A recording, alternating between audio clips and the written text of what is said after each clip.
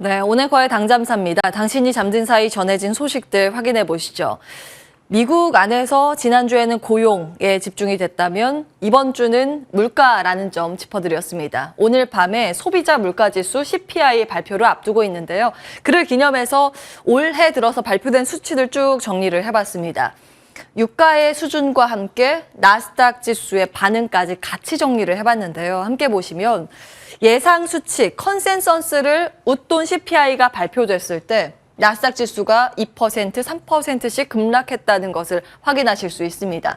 특히 유가 수준이 위쪽으로 100달러 안팎의 강세 흐름을 보였을 때의 낙폭이 두드러졌다는 것을 확인하실 수 있는데요.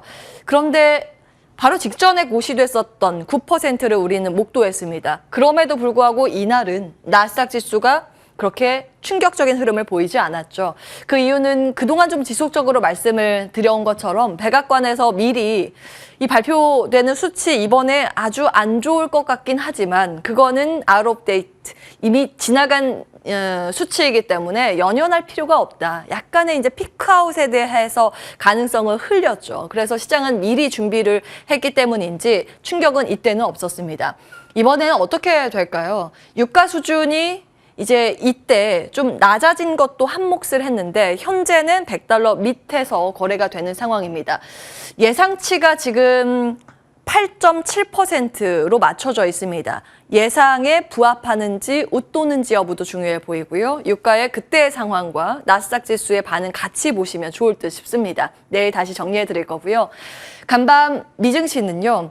대기 모드로 인해서 크게 움직이진 못했습니다. 여기에 여러 가지 악재가 좀 포함이 됐습니다. 특히 그동안 반짝 상승세가 강했었던 위주의 낙폭이 좀 큰 모습이었습니다. 대표적인 섹터가 바이오 섹터였는데요. 바이오텍 추종 ETF죠. XIB가 3% 이상 뒷걸음질 쳤습니다. 노바백스 악재도 좀 한몫했는데요. 노바백스 간밤 30% 가까이 급락했습니다. 코로나 백신 판매 부진 소식이 있었는데 이로 인해서 연간 가이던스를 원래 잡았던 목표치보다 거의 반토막 냈습니다. 50% 가까이 하향 조정했고요. 이제 차익 실현의 빌미로 작용했던 것인지 바이오 기술주 동반해서 약한 모습이었습니다. 이 이슈는 에너지 섹터를 끌어올리는 이슈였습니다. 러시아가 또다시 파이프라인 잠궜습니다. 그 소식이 전해지자 런던 가스 가격이 3, 4%가량 급등을 하는 모습이었는데요. 가스, 시추, 정유, 에너지 섹터가 강한 모습입니다. 다만 가스 가격이 급등을 한다는 것은 물가 우려를 다시 자극시킬 만한 요소죠. 그래서 시장 전반 압박 요인으로 작용하기도 했습니다. 이 부분은 사실은 시장이 기대했었는데 오히려 효과를 하나도 발휘하지 못했습니다. 바이든 대통령이 반도체 과학법안, 일명 칩스 법안에 사인을 했는데 오히려 반도체주가 가장 큰 낙폭을 시현했습니다. 엔비디아에 이어서 마이크론이 재를 뿌렸습니다. 다음 화면 확인해 보시죠. 마이크론도 수요 약화에 대해서 경고했습니다. 우리나라도 직결된 부분이 마이크론인데 사실 메모리 반도체죠. 컴퓨터에 들어가는 반도체, 스마트폰에 들어가는 반도체 수요 앞으로 안 좋아질 수 있다라고 언급을 했습니다. 그러면서 마이크론의 매출 전망치를 다음 발표될 것 2개 분기 연속 하향 조정을 했고요. 현금 흐름도 마이너스 나올 가능성에 대해서 언급했습니다. 이 부분은 사실 이제 투자를 하기 때문에 그런 부분인데 걱정되는 거는 이제 수요 약화에 대한 부분입니다. 마이크론도 엔비디아도 같은 목소리를 내고 있는 상황입니다. 대형 반도체뿐만이 아니라 이 영향으로 장비주가 더 크게 밀렸고요. 소재단 같이 손잡고 내려가는 모습입니다. 우리나라는 가뜩이나 미국과 중국 그 사이에서 줄타기를 하고 있고 칩4 동맹에 대한 우려감도 자리하고 있는데 반도체주가 어떻게 오늘 좀 반응을 하게 될까요? 개장 중계하면서 점검 받도록 하겠습니다. 다음 보시죠. 친환경 자동차가 그동안 좀 달려줬었는데 이쪽 분위기도 좋지는 않습니다. 수소차, 전기차 모두 약한 흐름을 보였습니다. 같이 말씀을 드린 내용이 이제 변수로 꼽히는 상황입니다. 이 인플레 감축 법안으로 인해서 전기차 보조금 받을 것이란 기대가 있었는데 그거 진짜야? 라는 의구심이 제기가 되고 있는데요. 그때 말씀드린 것처럼 이 기후변화 대응과 약가 인하를 위해서 재원 마련으로 부자 증세가 포함 포함이 됐다고 말씀을 드렸습니다. 법인세 인상인데 대기업 중심으로 이제 법인세 인상이 들어가겠죠. 그 리스트에 테슬라, 아마존 이런 기업들이 지금 거론되고 있습니다. 확정된 부분은 아니라서 후속 보도 계속 체크해 드리겠습니다. 일단 그런 부분이 우려감으로 작용을 하면서 일종의 차익 실현 빌미로 작용을 한 건지도 모르겠습니다. 하락세를 그려갔다는 점 체크해 보셔야겠고요. 다음 보겠습니다.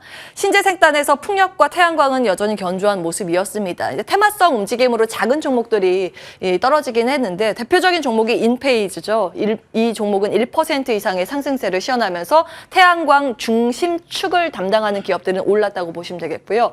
풍력도 대부분은 양호한 표정으로 마감을 했습니다. 다음 보겠습니다. 게임주가 지금 시간 외거래에서 부진한 흐름을 보여서 이 부분은 정리하고 넘어가겠습니다. 메타버스 대표 게임주죠. 로블록스에서 실적을 부진하게 발표했습니다. 그리고 기대했었던 활성 유저 수가 예상보다 더 낮게 나왔습니다. 그러자 지금 시간 외거래에서 16% 급락하고 있다는 점 참고해 보셔야겠고요. 대표적인 메타버스 소프트웨어 테마주인 유니티도 지금 가이던스 하향 조정되면서 시간 외거래에서 2, 3%대 약세를 시현하고 있습니다. 참고해 보시고요. 자, 전반적인 판을 들여다보겠습니다. 오늘은 ETF 관련 내용을 정리해 볼까 합니다. 다음 보시죠. 지난 한 주간의 데이터. 음식료 먼저 보고 넘어가겠습니다.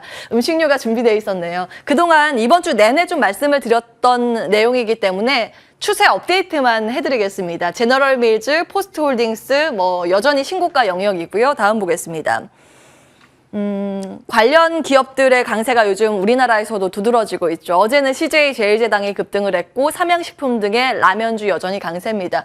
그 맥락은 이거죠. 원자재 가격이 올라갈 때 제품 가격 다 올렸는데 최근 원자재 가격이 떨어지고 있습니다. 제품 가격 떨어뜨리진 않을 거기 때문에 이제 족족 이익으로 잡힐 거라는 그런 논리입니다. 보고서가 어제 이제 KB증권에서 나왔더라고요. 다음 화면으로 정리해봤습니다.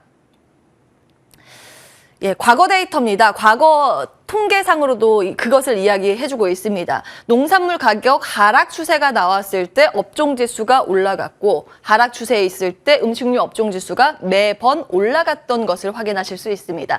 한 가지 관전 포인트로 농산물 가격을 두고 음식료 업종 체크해 보시면 되겠습니다. ETF 보겠습니다. 지난 한 주간의 자료를 미래에셋에서 정리를 한 것을 다시 가지고 왔는데요. 미국과 한국, 중국과 일본 공통적으로 한 주간 상승했었던 섹터, 바이오, 코인, 밈주식들 올랐죠. 소형 성장 팩터와 중국 반도체인데 우리 반도체 약했는데 중국 반도체가 왜 있을까라는 부분을 좀 말씀을 드리면 칩보 동맹으로 인해서 미국, 우리나라, 대만, 일본 막 손잡고 중국 견제를 한다라는 이야기가 나오고 있죠. 그래서 아무래도 중국 정부에서 부양을 하기 위해서 손을 쓸 것이다. 이런 기대감입니다. 이건 좀 예외적으로 보시면 되겠고요.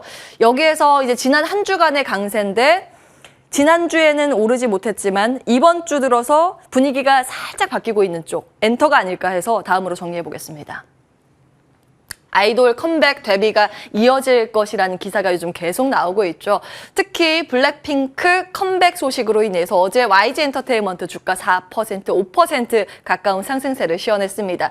여러 가지 이슈들 정리해봤습니다. 소녀시대, NCT, 뉴진스, 세븐틴 이슈 체크해 보시고요. 이제 월드 투어 시작으로 인해서 콘서트 소식이 줄줄이 아마 발표가 될 겁니다. 함께 보시죠.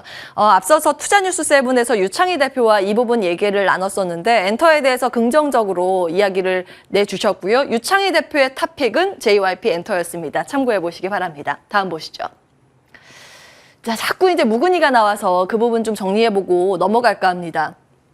두 가지 이슈였죠. 어제 사실묵은 소식입니다. 애플페이 국내 도입설이 한창 뜨겁게 시장을 달궜었는데 현대카드에서 사실무근이라고 발표를 했습니다. 할인 쪽도 이제 단독 보도 내용이 나왔었는데 이것도 사실 아니다 이렇게 공식 발표가 나왔습니다.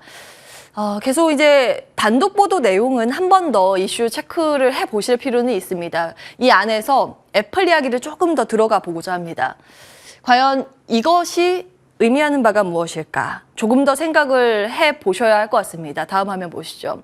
작년 초에 다른 이제 프로그램에서 제가 브리핑한 내용 그대로 가지고 왔는데요. 현대차와 애플카 협의 이슈 아마 기억하실 겁니다. 그때 협의를 하다가 중단이 됐다는 발표가 나오면서 그 당일 그룹주 시총이 13조 원이 증발한 바 있습니다. 바로 이 부분이 걸리는데요. 기밀 유지 협약이라고 NDA 아실 겁니다. 미국 작은 기업도 사실은 그 기밀이 나가는 것을 꺼려합니다. 특히 애플은요, 이 부분은 정말 집착적으로 싫어합니다. 비밀주의의 그 기업 이미지를 가지고 가고 있죠. 그런데 이제 협상을 하다가 중간에 언론 보도나 이런 이 소문이 새나가면 사실은 협상을 하던 것도 취소시키는 경우가 있다고도 전해지는데 그런 관점에서 이제는 우리나라도 언론도 그렇고 기업 입장, 산업 입장도 그렇고요. 이런 것들을 바라볼 때 조금 더 선진적인 태도가 필요하지 않을까 해서 정리해봤습니다. 온앵커의 당잠사였습니다.